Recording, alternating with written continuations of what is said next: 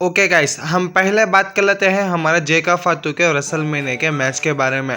जेका फातू रेसलमेनिया का मैच इस बार हम स्मैकडाउन में कंफर्म हो चुका है यूएस चैंपियनशिप के लिए एलए नाइट के खिलाफ। इस मैच में क्या जेका फातू जीतेंगे या नहीं, इसका एक ही कंडीशन बनाता है। सोलो सिकोवा जेका फातू के ऊपर हील टर्न करे तो हमारे जेका फातू इस मैच में जीत नहीं सकते, क्योंकि सोलो सिकोवा और जेका फातू के बीच में बहुत ही टेंशन चल रहा है।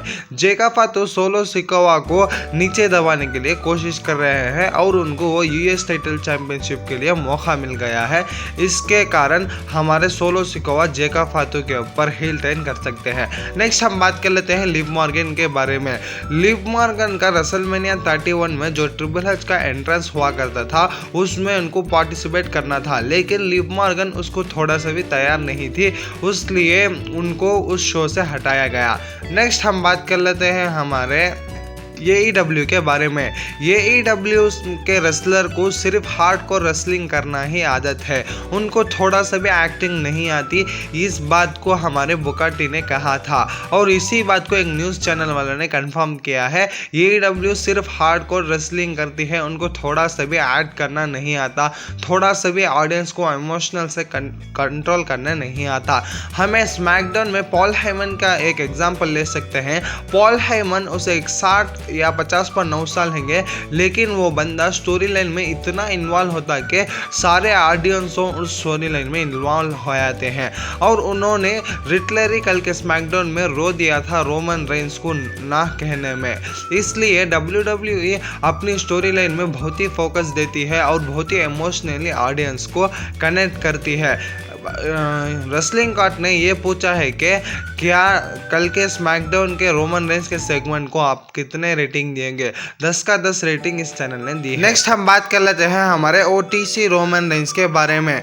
रोमन रेंस कल का स्मैकडाउन जब शिकागो में हुआ था, वहाँ रोमन रेंस को CM पंक से ज़्यादा पॉप मिला वहाँ के क्राउड से, लेकिन वो CM पंक का होम टाउन था, लेकिन भी हमारे रोमन रेंस को वहाँ अक्सर CM पंक से ज़्यादा लोग पसंद करते हैं। उसके बाद हमारे एक न्यूज़ चैनल ने कहा है केविन ओवेंस को जल्दी से रिकवर होने के लिए उनके लिए एक विश दिया है। हमारे फिन बैलर ही एक इकलौता ऐसा रेसलर है केविन ओवेंस को सपोर्ट किया है और वो जल्दी से जल्द अच्छा होने के। नेक्स्ट हम बात कर लेते हैं हमारे रैंडी ऑर्टन के रेसलमेनिया के मैच के बारे में।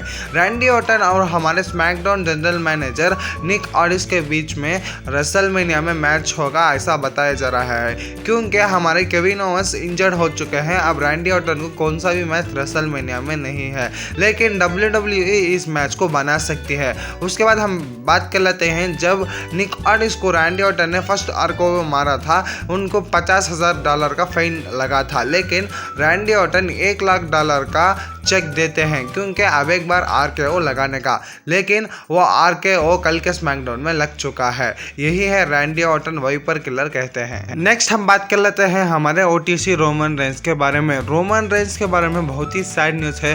रोमन रेंस अपने करियर में किसी भी धोखा नहीं दिया, लेकिन रोमन रेंस को उनके भाइयों और उनके मैनेजरों सब लोग उनको धोखा दे चुके हैं। रोमन रेंस किसी भी अपने करियर में धोखा नहीं दिया। नेक्स्ट हम बात कर लेते हैं पॉल हेमन के बारे में। पॉल हेमन ने स्मैकडाउन के बैक स्टेज ये कहा, जो भी फेवर हो उसे मैं यस कहूँगा, लेकिन पॉल हेमन को भी हम भरोसा कर नहीं सकते। वो एक सांप है, वो जब कैसा होना बदल सकता है। वो रोमन के पास भी रह सकता है या सत्रलांस के पास भी जा सकता है। नेक्स्ट हम बात कर लेते हैं वुमेन्स टैग टीम चैंपियनशिप के लिए नंबर 1 कंटेंडर का मैच ये होने वाला है नेक्स्ट वीक। हम बात कर लेते हैं हमारे JD मैकडोना और हमारे केसन के बारे में। ये दोनों रेसलर रेसलमेनिया से पहले या रेसलमेनिया के बाद जल्दी से जल्द रिटर्न होने वाले हैं।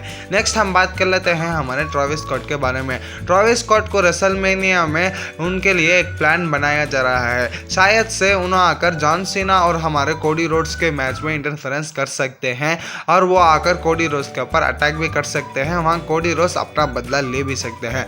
नेक्स्ट हम बात कर लेते हैं कोडी रोड्स हील टर्न के बारे में। कोडी रोड्स ने अपने हील टर्न के बारे में ये चीज़ कहा, वो हील टर्न करना नहीं पसंद नहीं करते हैं, लेकिन जब भी वो कहाँ में जाते हैं लोगों उनको हेट करते हैं। पसंद बाहर से तो करते हैं लेकिन अंदर से करते हैं, इस बात को न कंफर्म किया। नेक्स्ट हम बात कर लेते हैं हमारे द रॉक के बारे में।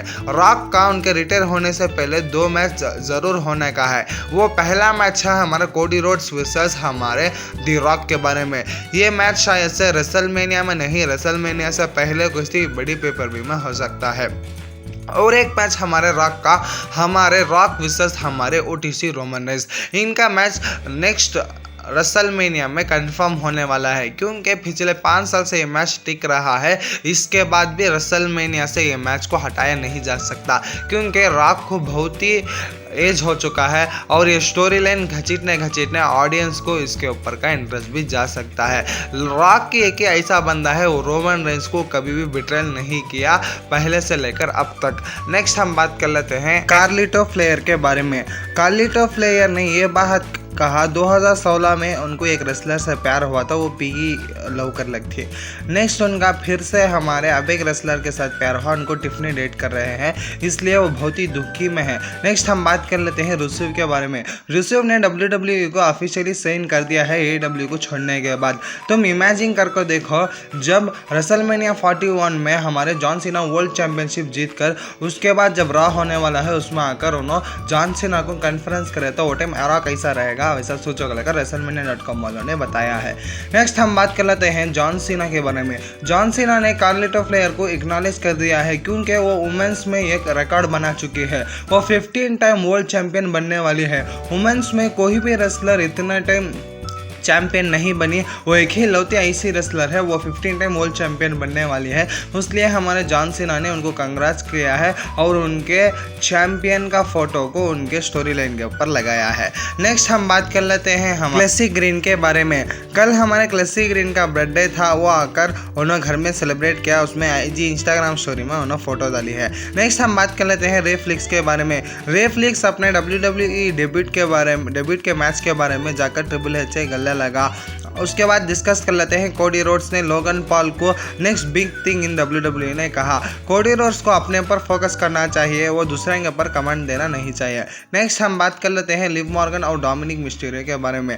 ये दोनों का ड्रीम मैच निकल कर आया है हमारे CM पंक विथ AJ ली। ये मिक्सड मैच को इनके दिल में निकल कर आया है, इनका ड्रीम मैच। नेक्स्ट हम बात कर लेते हैं हमारे निकी बेला के बारे में। निकी बेला WWE में बहुत ही जल्द आने वाली है, वो आकर एवोल्यूशन शो में आकर पार्टिसिपेट करने वाली है, ये यहाँ से वो रिटेल ले सकती है। नेक्स्ट हम बात कर लेते हैं हमारे CM पंक के बारे में।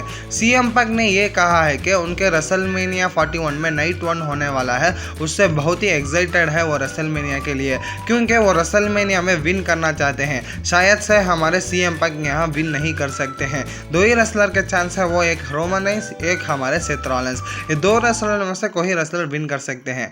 नेक्स्ट हम बात कर लेते हैं रोंडा रोसी के बारे में। रोंडा रोसी को रॉकेल ने बहुत ही तारीफ किया है उनके बारे में, क्योंकि रोंडा रोसी WWE चैंपियनशिप भी जीत चुकी है, UFC वर्ल्ड हेवीवेट चैंपियनशिप भी रह चुकी है।